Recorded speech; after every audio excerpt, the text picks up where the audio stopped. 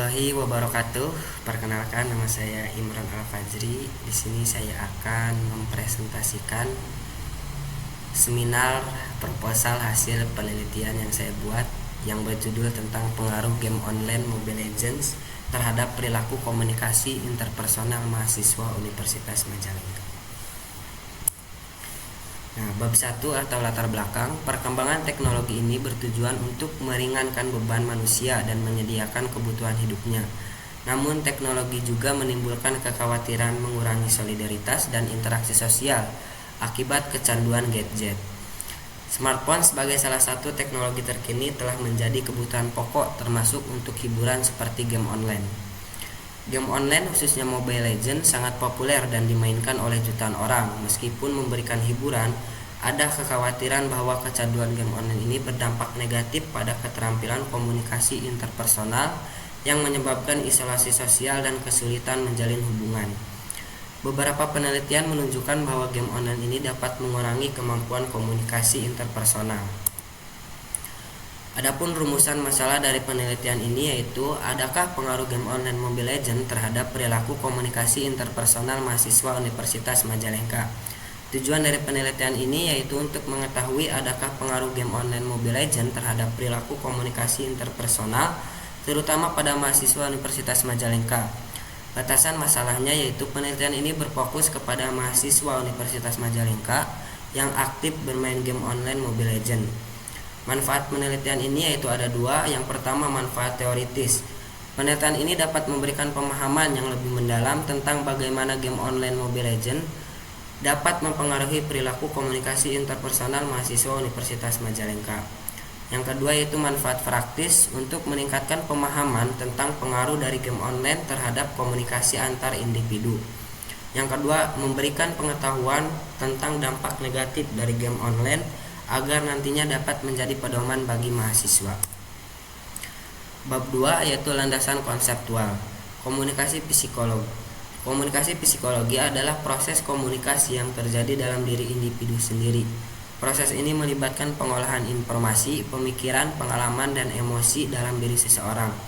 Salah satu tokoh terkenal yang mendefinisikan komunikasi psikologi adalah Joseph De Vito pada tahun 2016. Terus ada perilaku komunikasi. Menurut Fick dalam Notot Mojo pada tahun 2003, perilaku adalah tindakan atau perbuatan organisme yang dapat diamati dan bahkan dapat dipelajari. Nah, pengertian kecanduan game online sendiri yaitu menurut Limens, Falkenberg, dan Fitter dalam jurnal penelitian Amirul Fathin Fadhil pada tahun 2023. Kecanduan game online ini adalah ketidakmampuan yang persisten dalam mengontrol perilaku bermain game yang menyebabkan masalah-masalah sosial dan masalah emosional bagi pelaku.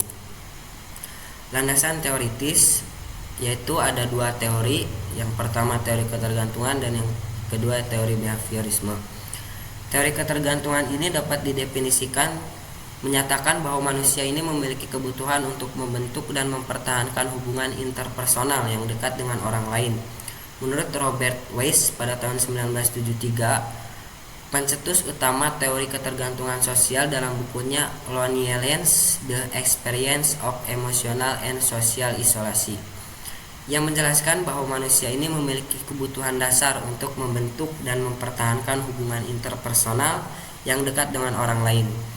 Ketergantungan sosial ini terjadi ketika seseorang bergantung pada orang lain untuk memenuhi kebutuhan interpersonalnya.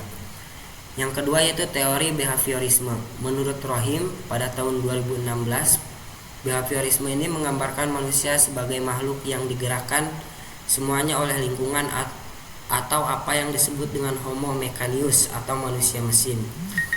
Teori ini selalu mengasumsikan manusia bahwa perilaku manusia ini dianggap seperti mesin yang selalu menghubungkan antara satu sama lainnya. Manusia ini bisa dianggap sebagai sifat hedonitis, yakni selalu mencari kesenangan dan menghindari kerugian. Penelitian terdahulu yang pertama ada dari Nikmatuz Zahra tentang pengaruh game online Mobile Legends terhadap komunikasi interpersonal mahasiswa jurusan Ilmu Komunikasi UIN Riau. Yang kedua yaitu Rahmawati dan Gunawan yang berjudul Pengaruh Game Online Mobile Legends terhadap Perilaku Komunikasi Mahasiswa Universitas DIF. Yang ketiga yaitu dari Nofri Agustria dengan judul Pengaruh Game Online Mobile Legends terhadap Perilaku Komunikasi Siswa SMAN 1 Koto, Provinsi Sumatera Barat. Hipotesis dan kerangka berpikir dalam penelitian ini yaitu HO, tidak ada pengaruh yang signifikan antara kegiatan bermain game online terhadap perilaku komunikasi interpersonal mahasiswa Universitas Majalengka.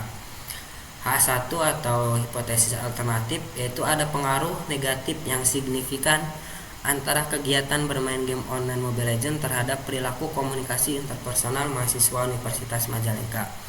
Kerangka berpikir dari penelitian ini yaitu game online Mobile Legends sebagai teori X dan perilaku komunikasi interpersonal mahasiswa sebagai teori Y.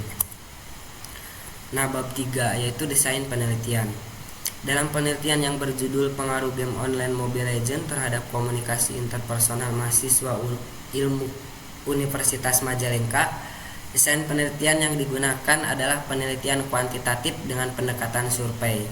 Menurut Sigiono pada tahun 2013, metode penelitian kuantitatif ini dapat diartikan sebagai metode penelitian yang berlandaskan pada filsafat positivisme yang digunakan untuk meneliti pada populasi atau sampel tertentu. Metode ini berguna untuk menguji teori, mengidentifikasi tren, dan membuat prediksi berdasarkan data yang akan dikumpulkan. Nah, populasi dan sampel. Populasi dalam penelitian ini yaitu tidak dapat diketahui karena belum tahu jumlah mahasiswa Universitas Majalengka yang aktif bermain game online Mobile Legends. Nah, sampel dari penelitian ini yaitu dengan pendekatan rumus Lemesau yang dapat digunakan untuk menghitung jumlah sampel dengan total populasi yang tidak dapat diketahui secara pasti. Nah, rumus dari Lemesau tersebut pada penelitian ini yaitu seperti berikut. Nah, contohnya berdasarkan perhitungan di atas ini, maka nilai sampel yang didapat adalah 96,4 yang dibulatkan menjadi 96 responden. Nah, tabel operasional dalam penelitian ini yaitu ada dua, dari variabel teori ketergantungan sebagai teori X dan variabel teori behavior sebagai teori Y. Nah, metode analisis data dari penelitian ini yaitu yang pertama ada uji measurement atau outer model. Metode ini penting dalam konteks penelitian karena membantu peneliti memastikan bahwa instrumen pengukuran yang digunakan ini valid dan reliable. Terus ada poin uji validitas, ini berfungsi seperti seleksi dalam alami bagi alat pengukur atau menilai efektivitas media dalam mengumpulkan data yang akurat. Terus ada convergent validity, ini untuk membantu meneliti memastikan bahwa indikator-indikator yang digunakan dalam pengukuran benar-benar mencerminkan konstruk yang ingin diukur. Yang kedua itu ada diskriminan validity. Ini berperan sebagai tembok penjaga yang memastikan bahwa setiap indikator dari variabel laten ini berdiri sendiri dan terpisah dari indikator-indikator lainnya dalam suatu model pengukuran.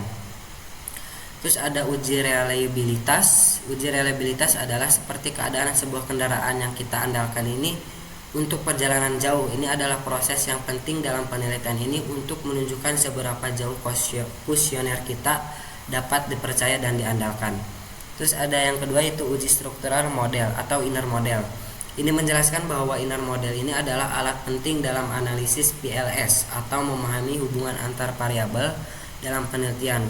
Penggunaan R-square sebagai indikator goodness of fit memungkinkan peneliti untuk menilai seberapa baik model mereka menjelaskan variasi dalam variabel dependent. Yang ketiga itu ada bootstrapping atau pengujian hipotesis. Ini menjelaskan pentingnya metode bootstrapping dalam analisis statistik serta bagaimana nilai P dan T statistik digunakan dalam pengujian hipotesis dalam interpretasi hasil regresi. Metode ini memungkinkan peneliti untuk membuat kesimpulan yang kuat tentang hubungan antar variabel dalam model statistik mereka. Nah, ini ada lampiran untuk kuesioner yang telah saya buat.